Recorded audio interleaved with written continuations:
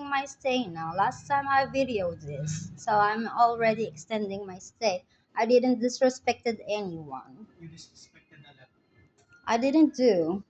and you already caused a lot of commotion. So the manager and the No, from the very management, first time, they gave me this rate 225. So this is the rate that you gave me as a guest. So you must give this rate to me as a yeah, manner. yeah, But you understand, I wanted to extend. I'm from Metro Manila. Yeah, And I'm but, not talking to you, I'm talking to her that we I don't care wanted to about your extend. we don't care about your birthdays.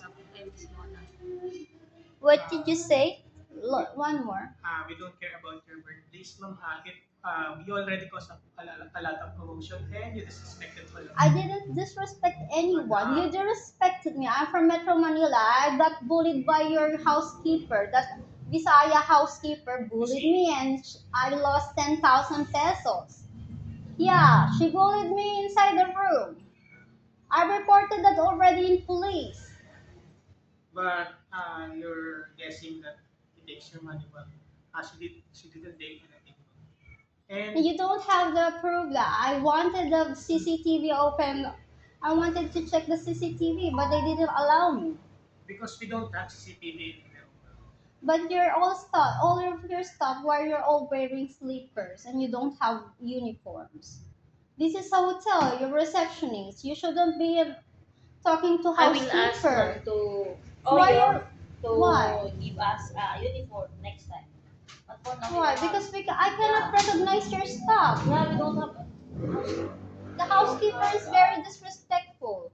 So That Visaya disrespectful. if you are disrespectful, so just find another hotel. Because we I'm can not talking accommodate to you. I'm talking to her. I'm extending my stay, whether you like it or not. You must extend my No, stay. it's I will sue this it's, hotel. yeah, You're you can sue us. disrespectful. Yeah, you can sue us, ma'am. But it's the Where your birthplace came from? Where you from? I'm from Metro Manila. You from where? I'm from Valenzuela. Valenzuela. So you're from Metro Manila too, but you're disrespecting me, and I'm I'm not from disrespecting Luzon. you. Why? I'm not disrespecting. Why? Why all your Ah. tenants here, your guests here are all Visaya? Why? Tell me. Why everyone here is Visaya? Almost everyone is There's a Visaya. problem being Bisaya. Yes, this is Luzon. This is our territory. No, whether you like it or not, any Because people I can don't, go. you don't understand. All Luzoners sleeping on the streets already because of stupid Visaya. It's not. It's not. If It's not the you Visaya love Visaya that problem. much, go to Visaya. Then if you don't want the hotel, What then just what leave. are you? What is your position here? Just leave. What? Just What's your Ah. position here, and what's your Senior housekeeping education? yan, ma'am. Senior housekeeper. Still your housekeeper only.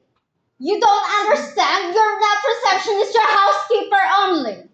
I will sue this hotel. you see. This is YouTube. You understand? Yeah. I'm a YouTuber Secutus. You Yeah. don't know me? You see. Okay, you're disrespectful. Yeah.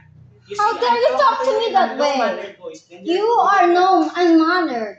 You just accused me that I'm disrespecting Ma'am, you your already people was- and your housekeeper. I don't need to talk to you. Last I wanted to talk to receptionist, not a housekeeper only. Last You're time, just a you caused us a lot of housekeeper. commotion, and now you're causing a You lot. stop talking to me. Don't you dare talk to me because you're just a housekeeper. And you're just a guest. Okay? Yeah, I'm I not just just a talked- guest. I'm a guest. Oh, you're And a you're guest. just and a I'm stuck. housekeeper. Wait, You I'm a fucking staff. housekeeper You only. see? You're You see? retarded. You see? You see, you're You see? retarded. You- These fucking humans are retarded. You see? You're disrespectful gay.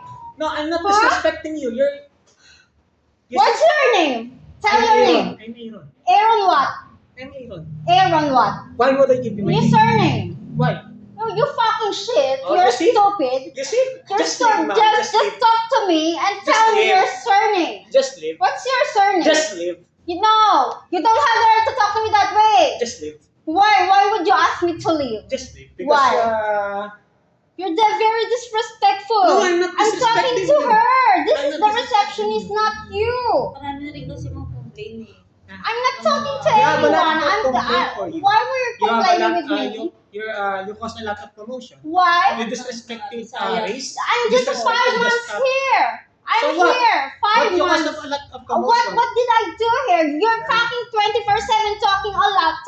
that and very loud here. There's 13 CCTVs here. I can sue you all for what you did to me. I'm very, very quiet. You don't understand. I'm from Agoda.